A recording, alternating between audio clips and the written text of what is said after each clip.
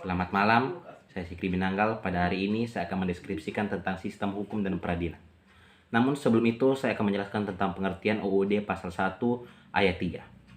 Dalam UUD pasal 1 ayat 3 berbunyi, negara Indonesia adalah negara hukum.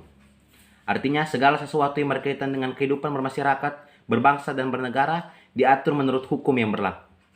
Kedua, saya akan menjelaskan tentang pengertian hukum, unsur dan tugas hukum. Menurut Kamus Besar Bahasa Indonesia KBBI, hukum adalah peraturan atau adat yang secara resmi dianggap mengikat yang dikukuhkan oleh penguasa atau pemerintah. Tujuan hukum yaitu, pertama, untuk melindungi hak asasi setiap manusia. Kedua, menciptakan kesejahteraan, ketentraman, kenyamanan dalam kehidupan. Ketiga, menciptakan rasa keadilan bagi seluruh masyarakat tanpa mengenal kasta. Keempat, menjadi petunjuk dalam pergaulan bagi setiap anggota masyarakat. Kelima, menjaga agar tidak terjadi perbuatan main hakim sendiri dalam pergaulan masyarakat.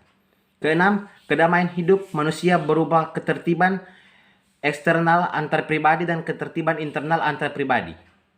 Ketujuh, menyelenggarakan keadilan, ketertiban, kebenaran, ketentraman, serta perdamaian sebagai syarat untuk mendatangkan kemakmuran dan kebahagiaan. Unsur dari hukum yaitu, pertama, mengatur tingkah laku masyarakat. Kedua, dibuat resmi badan yang berwajib.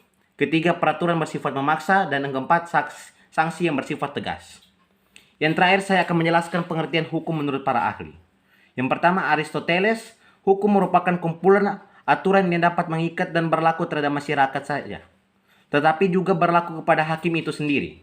Dengan kata lain, hukum tidak diperuntukkan dan ditaati oleh masyarakat saja, tapi juga dipatuhi oleh pejabat negara. Yang kedua dari Sambitjo, hukum adalah himpunan peraturan-peraturan yang bersifat memaksa, berisikan sesuatu perintah, larangan atau izin untuk berbuat atau tidak berbuat sesuatu dengan maksud untuk mengatur tata tertib dalam kehidupan. Yang ketiga dari Satipjo Raharjo, hukum adalah karya manusia berupa norma-norma yang berisikan petunjuk-petunjuk tingkah laku. Yang keempat dari Montesquieu, hukum merupakan keadilan sosial dan perbedaan hukum dikarenakan oleh perbedaan alam, politik, etnis, sejarah, dan faktor lain dari tatanan masyarakat. Untuk itu, hukum suatu negara harus dibandingkan dengan hukum negara lain. Baiklah, itulah penjelasan saya mengenai sistem hukum dan peradilan. Terima kasih, selamat malam.